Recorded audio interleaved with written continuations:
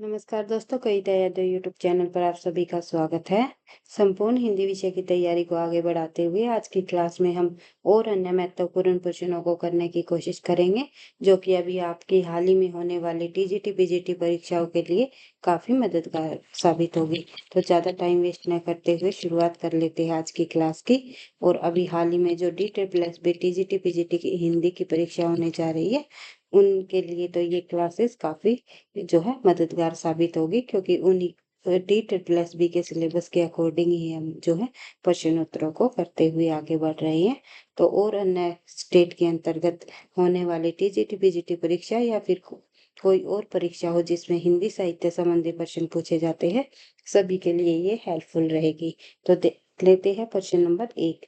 प्रश्न नंबर 1 में पूछा गया है कि भाई एक पंक्ति दी गई है, तुलसी गंग दो भय सुकविन के सरदार, इनके काव्यन में मिली भाषा विविध प्रकार। तो ये पंक्तियां जो है, प्रस्तुत पंक्तियां किस कवि की है?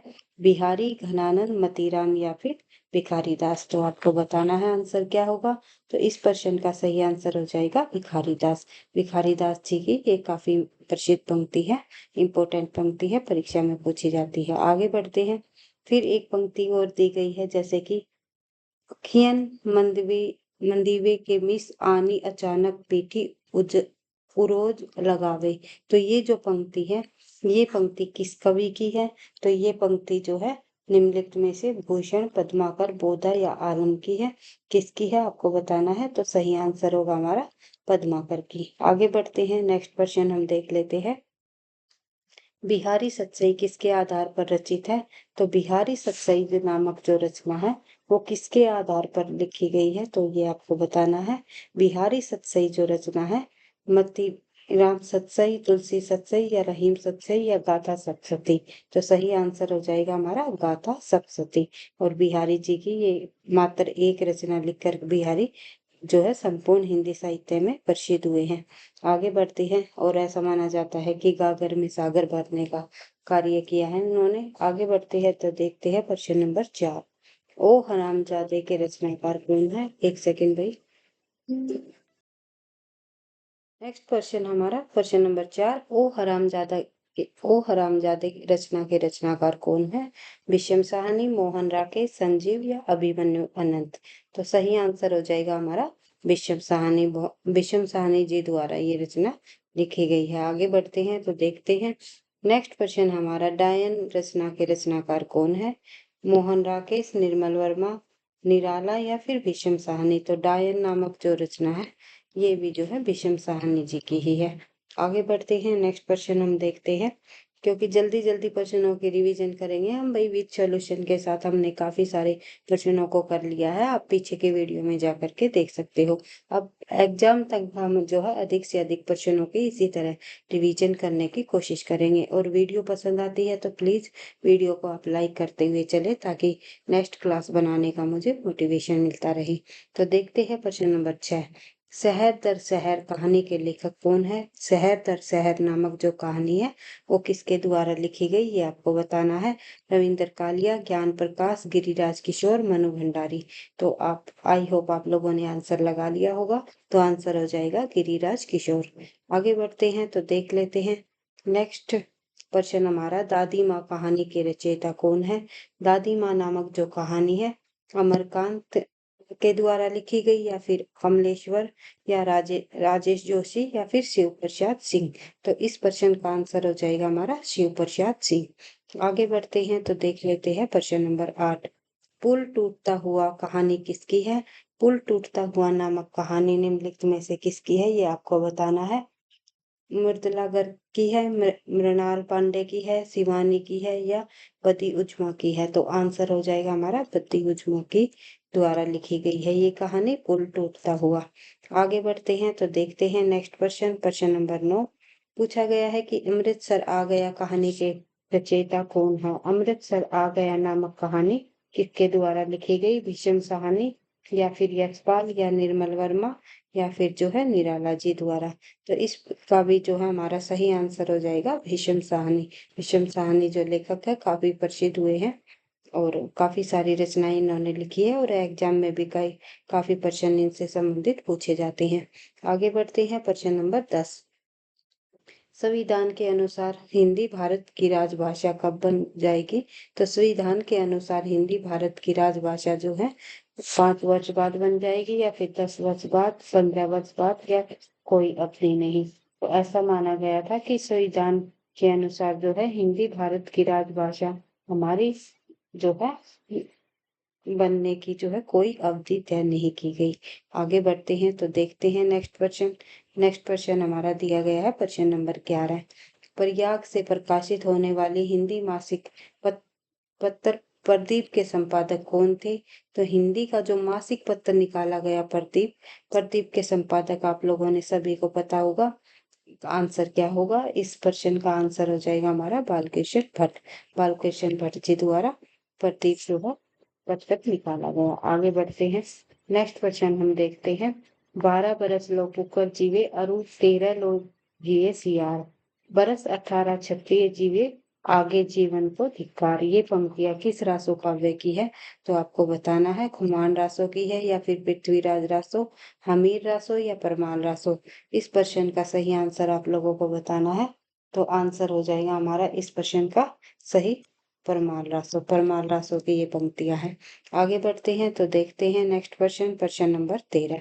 जल्दी जल्दी प्रश्नों को हम करेंगे भाई, ताकि अधिक से अधिक परीक्षा तक हम प्रश्नों की रिवीजन कर सके। तो ये मैं आपको बार बार हमेशा कहती रही हूँ, सफलता का राज है निरंतर अभ्यास। अगर तथ्यों की बार बार रिवीजन और अधिक से अधिक प्रश्नों का अभ्यास करोगे तो सफलता आपको अवश्य ही मिलेगी। तो देख लेते हैं किस लेखिका ने पशु पक्षियों पर केंद्रित रचना की है? तो आप सभी को पता है महादेवी वर्मा जी ने पशु पक्षियों पर जो है केंद्रित रचनाएं की हैं। आगे बढ़ते हैं, नेक्स्ट क्वेश्चन हम देखते हैं।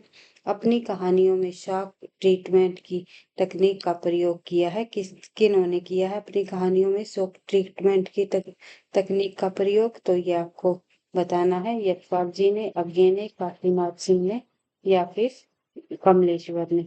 इस प्रश्न का आंसर हो जाएगा हमारा यशपाल जी ने शॉक ट्रीटमेंट का जो है अपनी कहानियों में प्रयोग किया है। आगे बढ़ते हैं, तकनीक का प्रयोग किया है। आगे बढ़ते हैं, नेक्स्ट प्रश्न हम देखते हैं प्रश्न नंबर 15।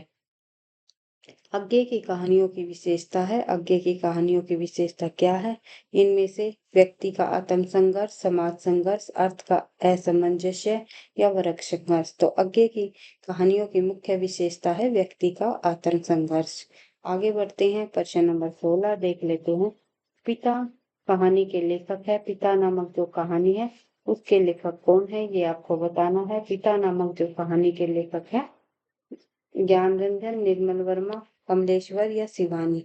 तो सही आंसर हो जाएगा हमारा ज्ञान रंजन।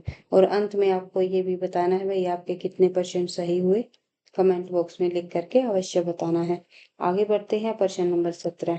निम्नलिखित में से किस उपन्यास में मुंबई के पास मछुआरों के जीवन का चित्रण है? तो आपको बताना है कि निम्नलिखित में से किस उपन्यास में मुंबई के पास मछुआरों के जीवन का चित्रण यहाँ पर दिया गया है। तो सागर, लहरें और मनुष्य में, मृग नयनी में, या फिर वृंदावन में, या कामरेग में।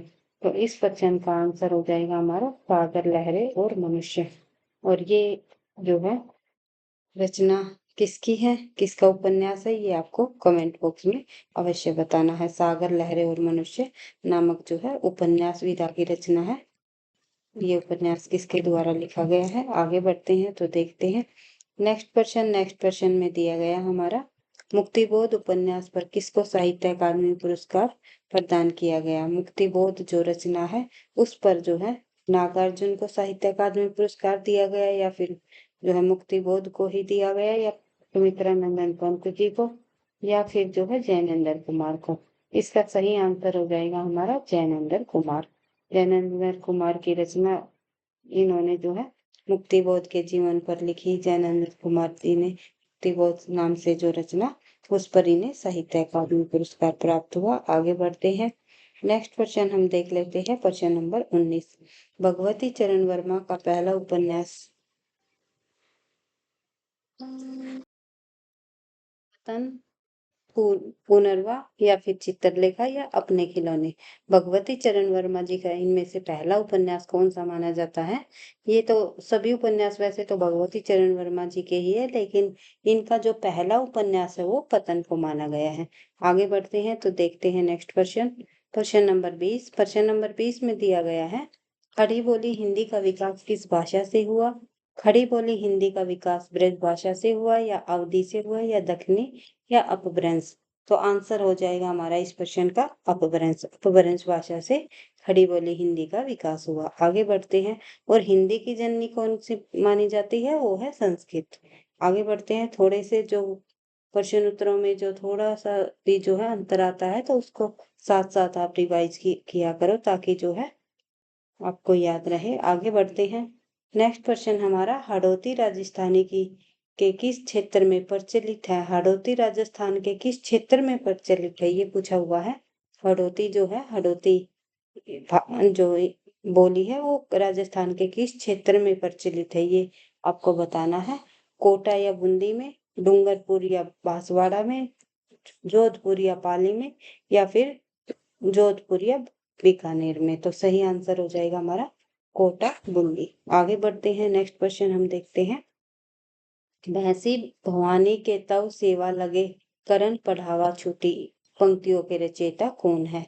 तो इन पंक्तियों के रचयिता महावीर प्रसाद द्विवेदी या फिर राम नरेश त्रिपाठी, रत्नाकर या दिनकर, कौन है? तो सही आंसर हो जाएगा हमारा महावीर प्रसाद द्विवेदी। आगे बढ़ते हैं तो देखते हैं नेक्स्ट क्वेश्चन। प्रश्न नंबर 23। औपनिषेदिक युग को जो आधार मानकर औपनिषेदिक युग को आधार मानकर आचार्य द्विवेदी ने कौन सा उपन्यास लिखा है? अनामदास का पोथा, चारुचंद लेख, पुनर्वा, या फिर बाणभट्ट की आत्मकथा? तो सही आंसर हो जाएगा हमारा अनामदास का पोथा। आगे बढ़ते हैं तो देखते हैं नेक्स्ट क्वेश्चन। नेक्स्ट क्वेश्चन है हमारा, आजादी के बाद भारत के ग्रामीण परिवेश की मूल्यहीनता की समस्या को किस उपन्यास में उठाया गया? आजादी के बाद भारत की ग्रामीण परिवेश की मूल्यहीनता की समस्या को राग दरबारी में उठाया गया, नीला चांद, मैला आंचल या दादा कामरेड? तो सही आंसर हो जाएगा हमारा राग दरबारी। श्री लाल शुक्ल जी का उपन्यास है ये। आगे बढ़ते हैं तो देखते हैं नेक्स्ट क्वेश्चन। प्रश्न नंबर 25। मुख्य अर्थ से भिन्न होते हुए भी उससे कुछ संबद्ध अर्थ प्रकट करने वाली शब्द शक्ति को क्या कहते हैं? तो अभिधा, लक्षणा, व्यंजना या फिर रसना? तो आंसर हो जाएगा हमारा लक्षण। मुख्य अर्थ से भिन्न होते हुए भी उससे कुछ संबद्ध अर्थ प्रकट करने वाली शब्द शक्ति हमारी लक्षणा होती है। आगे बढ़ते हैं तो देखते हैं प्रश्न नंबर 26। दिनकर कृत उर्वशी को किस विधा के अंतर्गत रखा गया? दिनकर कृत उर्वशी जो रचना है उसको जो है हम किस विधा के अंतर्गत रखते हैं? महाकाव्य है ये, या खंड काव्य है, प्रबंध काव्य या मुक्तक काव्य? आंसर हो जाएगा हमारा खंड काव्य। तो देख लेते हैं आगे प्रश्न नंबर 27। प्रश्न नंबर 27 में दिया गया है कि भाई माइकल मधुसूदन दत्त की कृतियों का वाद सॉरी भाई माइकल मधुसूदन दत्त की कृतियों का अनुवाद मधुप उपनाम से किस कवि ने किया? तो मैथिली शरण गुप्त, या फिर हजारी प्रसाद द्विवेदी, या फिर डॉक्टर नगेंद्र या अज्ञे? तो सही आंसर हो जाएगा हमारा मैथिली शरण गुप्त। मैथिली शरण गुप्त ने माइकल मधुसूदन दत्त की कृतियों का अनुवाद जो है किस नाम से किया है? कई बार पूछा जाता है, मधुप उपनाम से। आगे बढ़ते हैं तो देखते हैं नेक्स्ट प्रश्न। प्रश्न नंबर 28। धरती हिलाकर नींद भगा दे वर्जनाथ के से व्योम जगा दे। तो धरती हिलाकर नींद भगा दे वर्जनाथ से व्योम जगा दे, इन पंक्तियों के रचयिता कौन है? नाथूराम शर्मा शंकर, दिनकर, पंत या फिर श्रीधर पाठक? तो सही आंसर हो जाएगा हमारा नाथूराम शर्मा शंकर। नाथूराम शर्मा शंकर जी की काफी प्रसिद्ध पंक्ति है, कई बार परीक्षा में पूछी गई है, इंपॉर्टेंट है परीक्षा की दृष्टि से। आगे बढ़ते हैं, देख लेते हैं नेक्स्ट क्वेश्चन। नेक्स्ट क्वेश्चन प्रश्न नंबर 29। हिंदुस्तानी को मुगलों की भाषा कहा है? हिंदुस्तानी को मुगलों की भाषा जो है किसके द्वारा कहा गया है, ये आपको बताना है। हिंदुस्तानी को मुगलों की भाषा, सदल मिश्र, अकबर, धीरेन्द्र वर्मा या ऑक्सफोर्ड डिक्शनरी में कहा गया है। तो सही आंसर हो जाएगा हमारा इस प्रश्न का ऑक्सफोर्ड डिक्शनरी। आगे बढ़ते हैं तो देख लेते हैं नेक्स्ट प्रश्न नंबर 23। उर्दू साहित्य के जन्मदाता है, तो उर्दू साहित्य के जन्मदाता निम्नलिखित में से कौन है, ये आपको बताना है। अमीर खुसरो, कुतुबुन, बली साहब या फिर बीरबल। तो उर्दू साहित्य के जन्मदाता जो है निम्नलिखित में से कौन माने जाते हैं। सही आंसर हो जाएगा हमारा बली साहब। आगे बढ़ते हैं तो देखते हैं नेक्स्ट प्रश्न नंबर 31। बेसवाड़ी किस बोली का दूसरा नाम है कहा जाता है, यानी कि बेसवाड़ी किस बोली का दूसरा नाम है। तो ये आपको बताना है। खड़ी बोली का, अवधी का, ब्रज भाषा का या फिर कुमाऊनी का। तो सही आंसर हो जाएगा हमारा बेसवाड़ी कहा जाता है अवधी को। आगे बढ़ते हैं। अवधी का दूसरा नाम है बेसवाड़ी। जाटू किस बोली का उपनाम है, तो जाटू इनमें से जो है खड़ी बोली का उपनाम है, राजस्थानी का, गढ़वाली का या फिर बांगरू का। तो सही आंसर हो जाएगा हमारा इनमें से जो है जाटू कहा जाता है बांगरू। बांगरू जो बोली है वो जाटू है और ये हरियाणवी बोली है। आगे बढ़ते हैं तो देखते हैं नेक्स्ट प्रश्न नंबर 33। प्रश्न नंबर 33 में दिया गया हमारा, देख लेते हैं भाई। निम्नलिखित विधि के क्रिया रूपों को उनकी बोलियों के साथ सुमेलित कीजिए। करो, करहू, करो या करा। तो ये जो यहाँ पर शब्द दिए गए हैं ये किन बोलियों के अंतर्गत आते हैं। मिलान करना, हमें मिलान का प्रश्न है। तो आंसर हो जाएगा हमारा करो जो है ये बार बार मतलब ओ की जो साउंड आती है ये आती है हमारी बांगरू के अंतर्गत। उसके बाद जो है करहू, करहू आप सभी को पता है ये आती है अवधी के अंतर्गत। और करहू जो है ये बार बार आता है हमारा ब्रज भाषा में। करा जो है ये आता है हमारा निम्नलिखित में से भोजपुरी के अंतर्गत। इस प्रकार से आपको मिलान करना है। फिर से एक बार इनको रिवाइज कर सकते हो। आगे बढ़ते हैं नेक्स्ट प्रश्न हम देख लेते हैं। निम्नलिखित का मिलान कीजिए। निम्नलिखित में हमें मिलान करना है शंकर सरोज जो रचना है वो किसकी है ये आपको बताना है।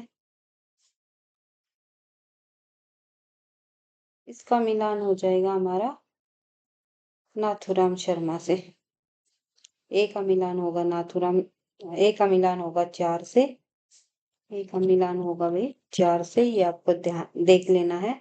और फिर जो है श्रीपति गोखले प्रास्ती जो है इसका मिलान हो जाएगा हमारा 1 से, श्रीधर पाठक से। बी का मिलान हो जाएगा 1 से। उसके अलावा जो है करुणा कादम्बनी स्नेही, सॉरी भाई उसके कविता कलाप का तो आपको पता ही है। सी का मिलान हो जाएगा हमारा 2 से, महावीर प्रसाद द्विवेदी। उसके बाद करुणा कादम्बनी स्नेही इसका मिलान हो जाएगा हमारा जो है डी का मिलान हो जाएगा 3 से, गया प्रसाद शुक्ल स्नेही। इस प्रकार से हमारा आंसर हो जाएगा। फिर से आप रिवाइज कर सकते हो तो करना चाहो तो कर सकते हो। तो देख लेते हैं नेक्स्ट क्वेश्चन है हमारा संस्मरण के संबंध में कौन सा कथन सत्य नहीं है। संस्मरण के संबंध में हमारा जो है इनमें से कौन सा कथन सत्य नहीं दिया गया। तो देख लेते हैं, एक एक कथन को हम पढ़ लेते हैं। यथार्थ चित्रण के साथ संस्मरण में भावना की गहराई होती है, बिल्कुल होती है, सही कहा गया है। लेखक द्वारा अपने विषय में रोचक तथ्य प्रस्तुत किए गए हैं, तो अपने विषय में नहीं किए जाते भाई संस्मरण जो है। संस्मरण में व्यक्ति की अपेक्षा घटना को रोचक शैली में प्रस्तुत किया जाता है, बिल्कुल सही है। संस्मरण संबंधित व्यक्ति से के चित्र का दर्पण होता है, बिल्कुल सही कहा गया है। आत्मकथा में जो है अपने विषय में रोचक तथ्य हमें मिलते हैं आत्मकथा में, तो इसलिए हमारा बी ऑप्शन गलत हो जाएगा। तो आंसर हो जाएगा हमारा बी। आगे बढ़ते हैं नेक्स्ट प्रश्न नंबर 36 देख लेते हैं। हिंदी का पहला संस्मरण लेखक किसे माना जाता है। बाल मुकुंद गुप्त, भारतेंदु हरिश्चंद्र, प्रेमचंद जी, या फिर महादेवी वर्मा। हिंदी का पहला संस्मरण लेखक जो है माना जाता है भारतेंदु हरिश्चंद्र जी को। आगे बढ़ते हैं, नेक्स्ट प्रश्न हम देखते हैं, प्रश्न नंबर 37। उर्दू के प्रसिद्ध शायर अकबर इलाहाबादी के संबंध में रोचक संस्मरण किस हिंदी के संस्मरणकार द्वारा लिखे गए? तो ये आपको बताना है। उर्दू के प्रसिद्ध शायर अकबर इलाहाबादी के संबंध में रोचक संस्मरण किस हिंदी संस्मरणकार ने लिखे? तो सही आंसर हो जाएगा हमारा इस प्रश्न का, देख लेते हैं, बनारसी दास चतुर्वेदी, लाला भगवान दीन, रामवरक्स बेनीपुरी या फिर पदम सिंह। तो आंसर हो जाएगा हमारा पदम सिंह। नेक्स्ट प्रश्न हम देखते हैं, प्रश्न नंबर 38। निम्नलिखित को सम्मिलित कीजिए। एक तरफ हमारी जो है रचनाएं दी गई है, दूसरी तरफ रचनाकार के नाम दिए गए हैं।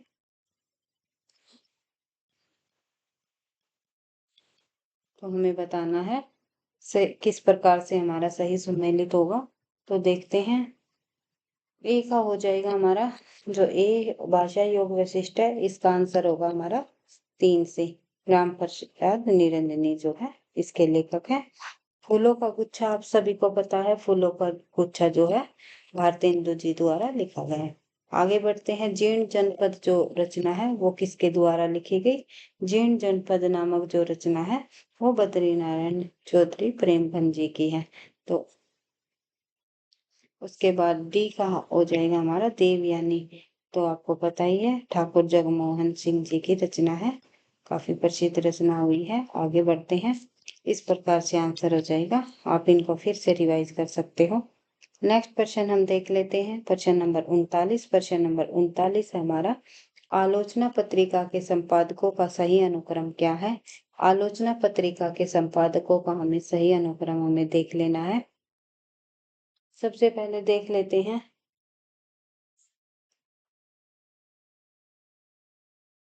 यहाँ पर हम जो है आंसर देखते हैं तो सबसे पहले आएगा शिवदान सिंह चौहान, फिर नंद दुलारे वाजपेयी, फिर धर्मवीर भारती जी, फिर नामवर सिंह जी। आगे बढ़ते हैं, नेक्स्ट प्रश्न हम देख लेते हैं। नेक्स्ट प्रश्न में जो है फिर पंक्तियों से संबंधित रचनाकारों के साथ हमें सुमेलित करना है। तो हमें देख लेना है कि आंसर क्या होगा। तो सजनी मधुर निज तव दे कैसे मिलूं अभिमानी से। तो ये पंक्तियां जो है किसके द्वारा रचित है ये आपको बताना है। तो ये पंक्तियां हमारी महादेवी वर्मा जी द्वारा रचित है। आगे बढ़ते हैं, प्रिय के हाथ लगाए जागी, ये काफी प्रसिद्ध पंक्ति है सभी की सभी। तो ये सूर्यकांत त्रिपाठी निराला जी की पंक्ति है। अब अब तू अब तक सोई है आली आंखों से भरे विहार की। तो ये जो पंक्तियां हैं, ये पंक्ति निम्नलिखित में से जो है जयशंकर प्रसाद जी की हैं। आगे बढ़ते हैं, कौन तुम रूपसी कौन व्योम से उतर रही चुपचाप। कौन तुम रूपसी कौन व्योम से उतर रही चुपचाप। ये जो पंक्ति है हमारी, ये पंक्ति जो है निम्नलिखित में से सुमित्रा नंदन पंत जी द्वारा लिखी गई है। आगे बढ़ते हैं तो देख लेते हैं नेक्स्ट प्रश्न हमारा प्रश्न नंबर 41। प्रश्न नंबर 41 में दिया गया है, 1888 में हिंदी बंगवासी के संपादक ने अपने पत्र में कारक चिन्हों को मिलाकर लिखना उचित ठहराया, तो इसका प्रखर विरोध निम्नलिखित में से किसने किया? तो सही आंसर क्या होगा? इस प्रश्न का हमारा सही आंसर हो जाएगा,